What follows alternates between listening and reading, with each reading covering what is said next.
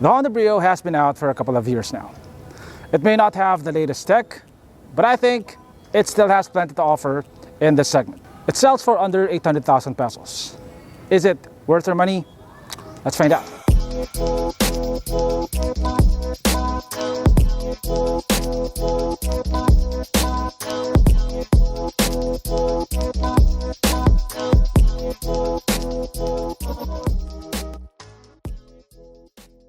No matter how much more practical and cost-effective larger vehicles are, there will always be a market for very small cars.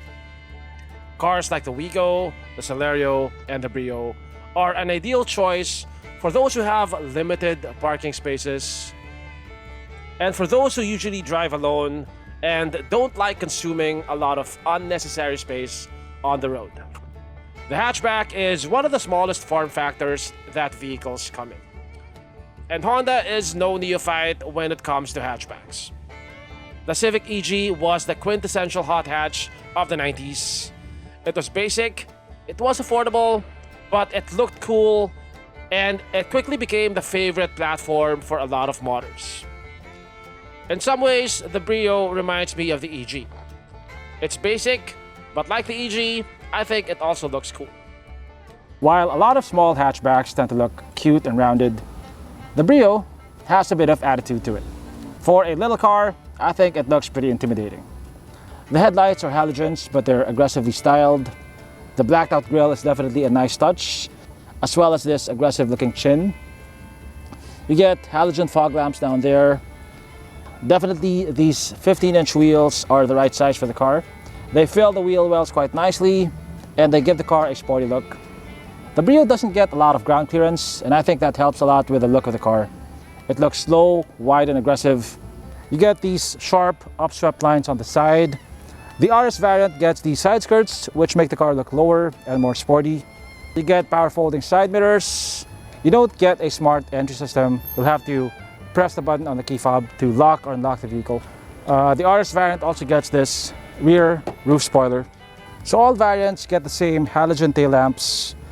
The RS variant gets this more aggressive looking bumper with a rear diffuser. You get a manual liftgate. So this is enough space to fit a couple of luggage bags. If you need more space, you can fold the second row seats. Now you don't get a 60-40 or even a 50-50 split. The entire back part of the seat goes down, and you have to pull on both of these at the same time, which is not really a problem because it's a pretty narrow car. There you go. Yeah, so you don't get a flat loading surface here, but with the second row seat folded, you get this much cargo space. So one of the Brio's advantages over its competitors is actually underneath the hood. Now this is a 1.2 liter 4-cylinder, as you can see, 1, 2, 3, 4 naturally aspirated engine. Now it produces 90 horsepower, which may not seem like a lot, but this is a very small car, and its competitors like the Wigo produce about 65 horsepower. So this is a lot more powerful than both the Brio and the Celerio. Now, like most Hondas, it's coupled to a CVT transmission. It looks like they tried to scrimp on the paint here on the engine bay. So the shock towers are barely painted. I guess that's expected for a car in this price bracket. For the price and compared to the competition like the Wigo and the Celerio, I think this interior looks pretty good. As expected, a lot of the materials are hard plastic. Like this is hard plastic over here. Hard plastic. Even the door card armrests are made of hard plastic. Also the steering wheel. The plastics feel thick and rugged though. They don't feel cheap. You also get different textures. The RS variant gets these orange accents, which add a bit of flavor to the all-black interior. The seats are confident fabric, but it's a nice kind of fabric. You don't get adjustable lumbar support, but the built-in lumbar support is pretty good. Like I said, the steering wheel is made of polyurethane. You get buttons here for your infotainment screen, but you don't get cruise control. In terms of design and quality, I don't think the Brio is behind the competition. In terms of tech though, that's a different story. Even the top of the line variant does not come with a push start button. So you'll have to put the key in the ignition and turn it the old-fashioned way.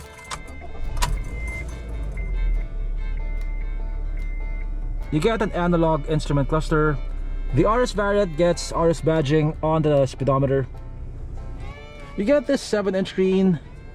Now unfortunately you don't get Apple CarPlay, you don't get Android Auto. You do get Bluetooth, but you don't get a reverse camera. Now this is a standard 2-DIN head unit. So in the future, if you want to have Apple CarPlay or Android Auto, or if you want to install a reverse camera, it should be as easy as replacing the head unit. You get single zone climate control, some storage over here. You get one USB port, one 12-volt outlet over here. You get one USB port and it's on the head unit over here. Two cup holders over here, another one over here. Now unfortunately the Brio does not come with a center armrest. You do get a manual handbrake. You do get power folding side mirrors, which is one of its most high-tech features. Of course, all the windows are power operated. So definitely it's showing its age in terms of tech. But in other aspects, I think it's still a very good car for the price. Space here at the front is pretty good. I have about, I'm guessing that's 4.5 inches of headroom. But at the back, it's a different story. Now getting inside the car, if you're over 5'8", can be tricky. Because as you can see, my head hits the roof. And I'd have to duck to get inside the car. But once I'm inside the car, I have sufficient headroom. I have about 2 inches. I have sufficient room as well. In terms of toys, you don't get any USB ports. You don't get a center armrest. But at least you can share that cup holder with the people sitting at the front.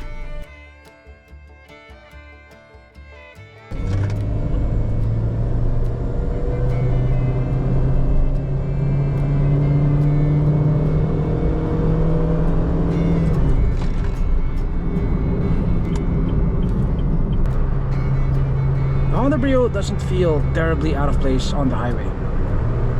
Despite its tiny engine, it can keep up with the traffic and even have enough power for overtaking.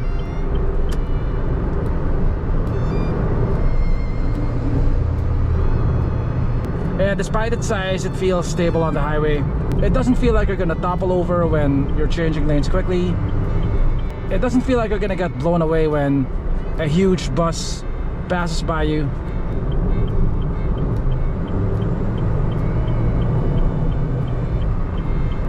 Because of its size, it feels very nimble.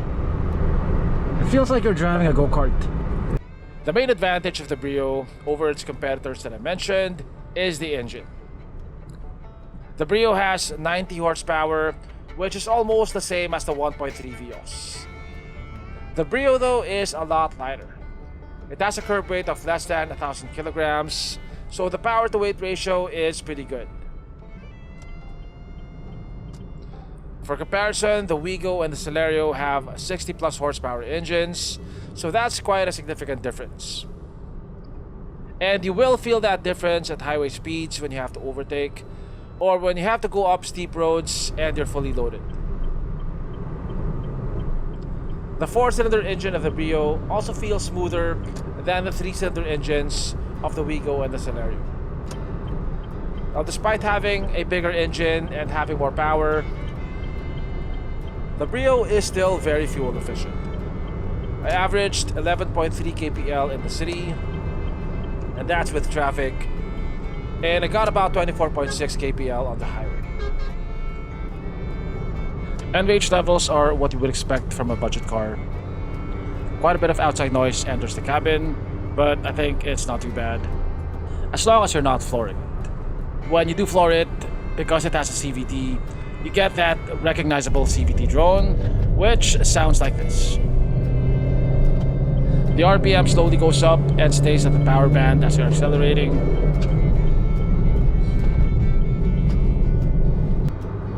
The advantage of the CVT though, over the 4-speed transmission of the Wigo for example, is that on the highway, the RPM is kept to a minimum.